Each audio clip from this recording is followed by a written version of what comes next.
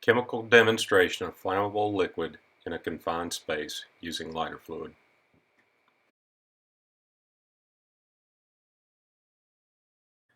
Flammable liquids and gases in confined spaces and indoor conditions pose a serious threat to responders, so much that the Occupational Safety and Health Administration and the National Fire Protection Association have regulations and standards to prevent entry into these atmospheres that exceed 10% of the LEL or lower explosive limit. This limit should be applied to any indoor hazmat response involving flammable liquids and gases. In our demonstration, we will use a plastic jug as our confined space and lighter fluid as our flammable liquid.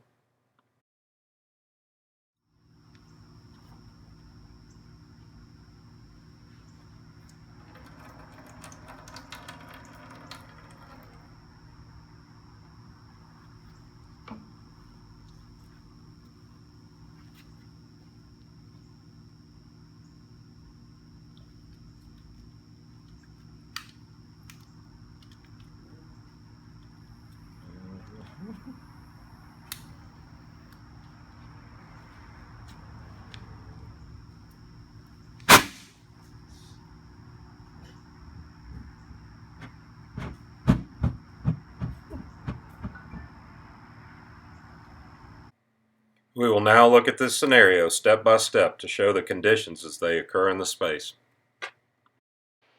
The lighter fluid that we're using in this demonstration has a flash point less than 73 degrees Fahrenheit. It also has a lower explosive limit of only 0.85%, which is very low. The upper explosive limit is 7.8%. The vapor pressure of this chemical is 357 millimeters of mercury. The atmosphere inside the jug contains normal air, which has an oxygen concentration of 20.9%.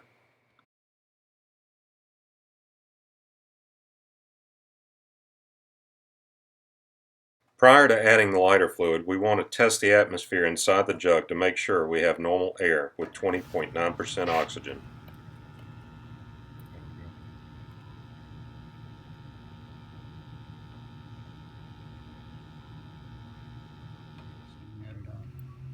Now we are adding 2 to 3 ounces of the lighter fluid into the jug.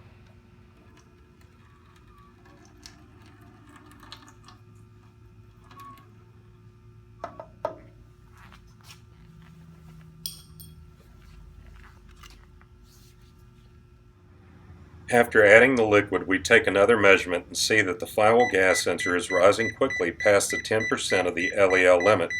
The oxygen is still at 20.9%. Don't mind the Parkinson's.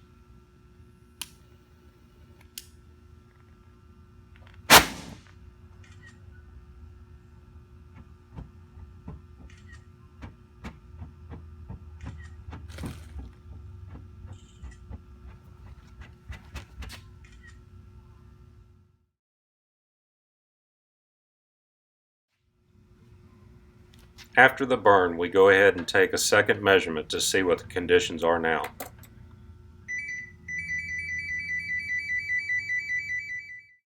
The post-burn measurements show us that the lighter fluid is still present and the concentration of vapor is equal to or greater than the lower explosive limit, possibly above the upper explosive limit.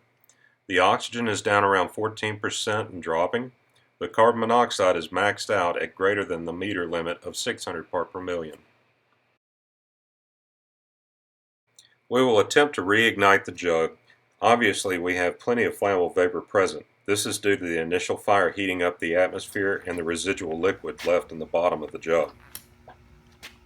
Since the jug will not reignite, the atmosphere inside is possibly over the upper explosive limit and there is insufficient oxygen to support combustion.